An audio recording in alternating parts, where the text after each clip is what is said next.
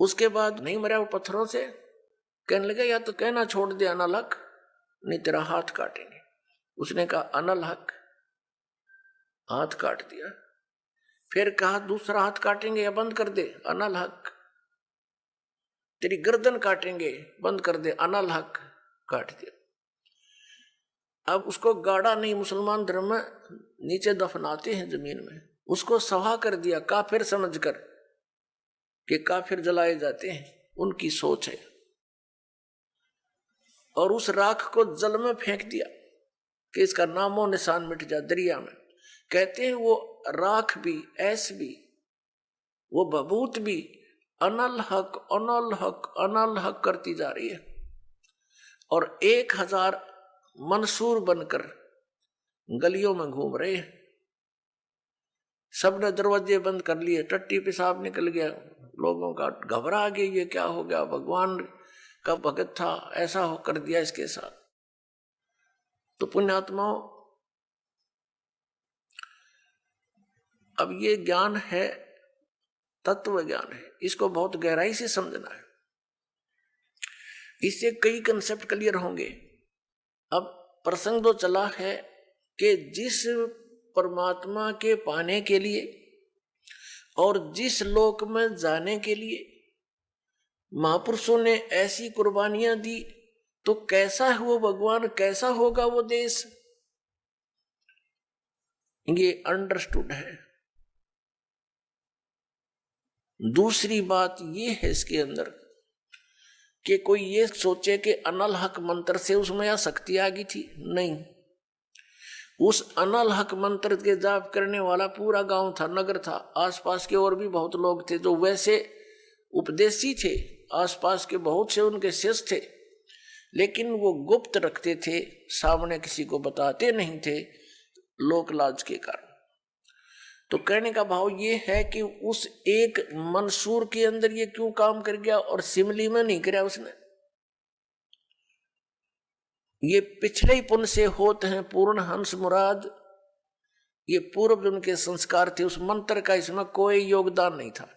अब प्रसंग जो चल रहा है उसी पर हम थोड़ा सा डिस्कस करते हैं कि जिस परमात्मा के लिए इतनी कुछ कुर्बानियां संत महात्माओं ने की, तो वो कैसा है भगवान, ये तो अंडरस्टूड है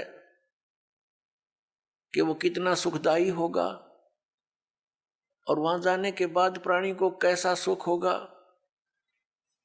उसके लिए हम फिर कौन सी विधि अपनावें, कौन से ग्रंथ को सत्य माने, किस गुरु की बात पर विश्वास करें। कोई कुछ विधि बताता है, कोई कुछ विधि बताता है, और सभी कहते हैं तुम्हारा कल्याण होगा, तुम्हें मोक्ष प्राप्ति होगी। तो उसके लिए हमने ये जानने के लिए कि कौन सा मंत्र, कौन सी विधि है, वे ऑफ वर्शिप, जो यथार्थ है। अब जो भी संत कोई मंत्र देता है तो उसके उपासक उसको यही मान लेते हैं कि यही सही है। दूसरा बताता है नहीं ये मंत्र ठीक नहीं, ये विधि ठीक नहीं। तीसरा कहता नहीं ये हमारे गुरुजी ने ऐसे बताया है, ये सही है। इसका निर्णय कैसे हो? जैसे किसी अपराध के ऊपर कुछ अधिवक्ता, एडवोकेट आपस में डिस्कस करते हैं। एक कहता है इस अपराध के ऊपर ये धारा लगेगी, दूसरा कहता नहीं इसकी ये धारा बनती है, इसका ऑफेंस इस धारा के अंतर्गत है, तीसरा कहता नहीं इसके ऊपर ये अन्य धारा लगेगी। तो उन तीनों का फैसला कहां होगा कि कौन सी धारा के अंतर्गत ये ऑफेंस है? वो संविधान के अंदर देखा जाएगा, और संविधान के अंदर जो लिखा है वो फाइनल है, वो धारा उसी के अंतर्गत वो ऑफेंस है, तो उसके ऊपर वही धारा होगी, वो इसी के आधार पर उस पर कार्रवाई कोर्ट में होगी, वो सही है। ठीक इसी प्रकार हमारे पवित्र जो शास्त्र हैं, सदग्रंथ है, ये सभी शास्त्र हैं जैसे पवित्र पांचों वेद। चार वेद तो ये वेल नोन है, ऋग्वेद, सामवेद, यजुर्वेद, अथर्ववेद। एक पांचवा वेद है, वो स्वयं परमेश्वर के द्वारा अपने मुख कमल से बोला जाता है। प्रत्येक युग में परमात्मा अपने उस तीसरे मुक्ति धाम से यानी सतलोक से चलकर आते हैं और अपने मुख कमल से उस यथार्थ ज्ञान पांचवें वेद को बोलते हैं। वो लिपिबद्ध कर लिया जाता है, वो पांचवा वेद होता है। वो कबीर वाणी है, वो परमेश्वर के मुख कमल से निकली सच्चिदानंद घन ब्रह्म की वाणी है।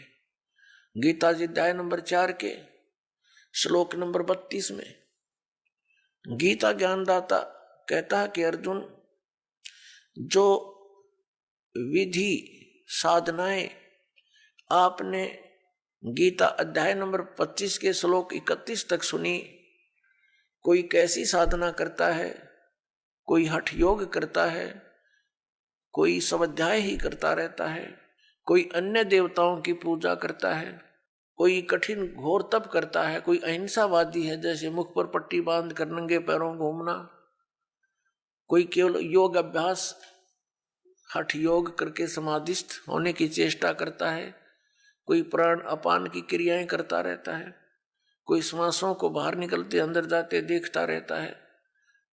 इस प्रकार से सभी साधक अपनी अपनी साधनाओं को वो पाप नाश करने वाली जानते हैं, मोक्षदायक मानते हैं। यदि वो इनको गलत मान ले तो इनको छोड़ दे, क्योंकि भिन्न भिन्न साधनाएं और सभी कर रहे हैं और पाना एक परमात्मा को, तो ऐसा कभी नहीं हो सकता। उस परमात्मा के पाने की एक ही विधि है जो हमारे सदग्रंथों में विद्यमान है। तो उसके बाद बताया है कि ये सभी इस प्रकार के यज्ञ यानी धार्मिक अनुष्ठानों की जानकारी विस्तार के साथ ये चौथे अध्याय के 32वें श्लोक में श्रीमद् भगवत गीता जी में लिखा है कि इस प्रकार के धार्मिक यज्ञों की जानकारी, यज्ञ माने धार्मिक अनुष्ठानों की जानकारी सच्चिदानंद घन ब्रह्म यानी ब्रह्मणे मुखे सच्चिदानंद घन ब्रह्म की वाणी में विस्तार के साथ कही गई है। और उसको जानने के उपरांत